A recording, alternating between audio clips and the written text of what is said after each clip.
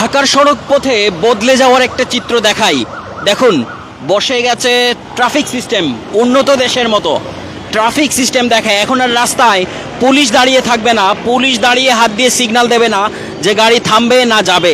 এখন এই ধরনের সিগন্যাল ব্যবস্থা দেখে, ট্রাফিক পোস্টের সিগন্যাল ব্যবস্থা দেখেই গাড়িকে চলতে হবে, এমন ব্যবস্থা চালু হচ্ছে ঢাকার প্রধান সড়কে। একেবারে হাইকোর্ট থেকে আবদুল্লাপুর পর্যন্ত 30টির বেশি পয়েন্টে এ ধরনের ট্রাফিক ব্যবস্থা দিয়ে শুরু হচ্ছে উন্নত দেশের মতো ট্রাফিক ব্যবস্থা। ঢাকার ফার্মগেটের মতো ব্যস্ততম মোড়ে এই দৃশ্যটা দেখতে পাচ্ছি, এবং এই জায়গায় গাড়িগুলো জেব্রা ক্রসের ঠিক পেছনে দাঁড়িয়ে গেছে। দেখুন, এই দৃশ্য সচরাচর ঢাকায় দেখা যায় না, যে গাড়িগুলো থেমে আছে এবং মানুষের চলাচলের রাস্তা ছেড়ে দিয়েছে।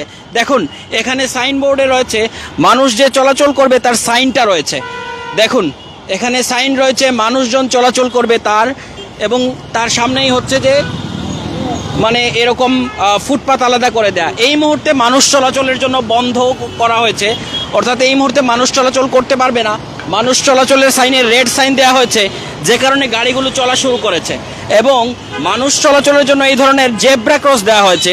শুধু এই জেব্রা ক্রস না, সরকারের লক্ষ্য হচ্ছে এই জেব্রা ক্রস ধরে মানুষ যখন পার হবে ঠিক সেই সময় মানুষ যাতে পার হতে পারে সেই জন্য আলাদা একটা সাইনের ব্যবস্থা করা হবে, যেটা হচ্ছে বিভিন্ন উন্নত দেশে আমরা দেখতে পাই যে জেব্রা ক্রসের টক টক শব্দ করে, অর্থাৎ গড়ির কাঁটার মতো এক ধরনের শব্দ করে, যাতে হচ্ছে যে মানুষজন পার হতে পারেন।